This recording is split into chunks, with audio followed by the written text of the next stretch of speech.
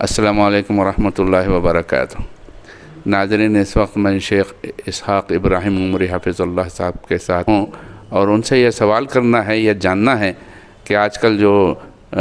شادیوں میں غیر اسلامی رسومات در آئی ہیں، اس کا تدارک کیسا کیا جائے۔ مثلا منگنی کا کھانا، لڑکی والوں کی طرف سے جہیز لینا، جوڑے کی رقم لینا وغیرہ، اور عقد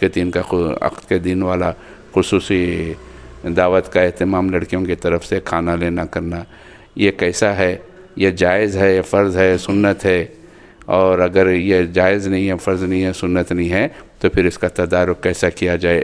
اس میں جا کے شریک ہو کر اس میں اس کو سمجھایا جائے یا بائیکاٹ کیا جائے؟ محترم ناظرین اور جناب مظہر صاحب، جزاکم اللہ، جو غیر شرعی رسومات اور تقریبات انجام دی جا رہی ہیں، ان ساری چیزوں کا دین اسلام سے، نبی کریم صلی اللہ علیہ وسلم کی صاف، شفاف اور ستھری ہوئی تعلیمات سے ان ساری چیزوں کا کوئی تعلق، کوئی لینا دینا نہیں۔ کہ شادی سے پہلے کتنی ساری رسومات ادا کی جاتی ہیں، مہندی، منگنی، منہ مٹھے کے نام پر، پھر اور رسم کے نام پر، اور سانچک وغیرہ وغیرہ، جو ساری الا بلا چیزیں ہیں، ان ساری چیزوں کا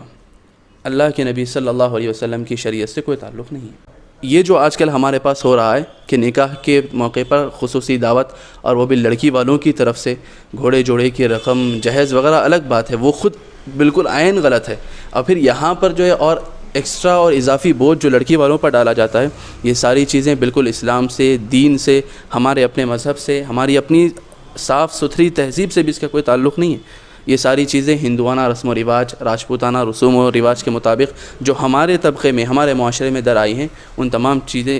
چیزوں سے اس کا تعلق ہے۔ مجھے اور آپ کو چاہیے کہ ہم ان تمام چیزوں سے دور رہیں، اور خاص طور پر لڑکی والوں پر بوجھ ڈالنے کے بجائے ایک مرد کو چاہیے، ایک مرد مومن کو بالخصوص چاہیے کہ وہ جتنی اس کی استطاعت ہے، اس استطاعت کے مطابق سارا بوجھ وہ اپنے کندھے پر لے، اپنی ذمہ داری لے، اسے بوجھ نہ سمجھے۔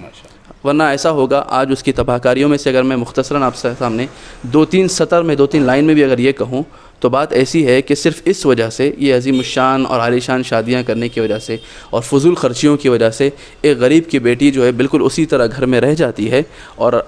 رشتے کی انتظار میں بیٹھی رہ جاتی ہے، اور کوئی رشتہ نہیں آتا، کیونکہ ہم لوگوں نے یہ جہیز کا اور گھوڑے جوڑے وغیرہ کا جو ہے ایک ایسا سسٹم بنا دیا ہے کہ وہ اس کا استطاعت اس کی نہیں رکھتی، اور پھر ارتداد تک کی شکل اختیار کر جاتی ہے، اور گھر سے بھاگنا ہو یا ارتداد ہو یا بغاوت ہو، اور صحیح طور پر دین کی تعلیمات سے بالکل متنفر ہو جانا ہو، بے دخ جانا ہو، یہ تمام چیزیں جو لڑکیوں کے اندر آ رہی ہیں، ان تمام کی اصل وجہ یہ ساری چیزیں ہیں، جنہیں مجھے اور آپ کو چاہیے کہ ہم ان کا بائیکاٹ کریں، ان سے دوری اختیار کریں۔ اللہ کے رسول صلی اللہ علیہ وسلم نے فرمایا کہ آپ جب کبھی کوئی برائی دیکھیں، من رأى منکم منکرا فلیغیرہ بیدہ، تو آپ پر لازم ہے کہ آپ اسے اپنے ہاتھ سے، اپنی طاقت سے اسے بدلنے کی کوشش کریں، اس برائی کو دور کریں۔ اگر آپ اس کی استطاعت نہیں رکھتے ہیں، فإن لم يستطع فبلسانہ، تو کم از کم زبان سے اپنا فریضہ انجام دیں، اور اگر اتنا بھی نہیں ہوتا ہے تو فبقلبہ، تو اپنے دل میں اس کو برا جانیں۔ وذالک اضعف الایمان، اور صرف دل میں برا جان کر بیٹھے رہنا، یہ ایمان کا سب سے کمزور ترین درجہ ہے، ایمان کا سب سے جو ہے ضعیف درجہ ہے۔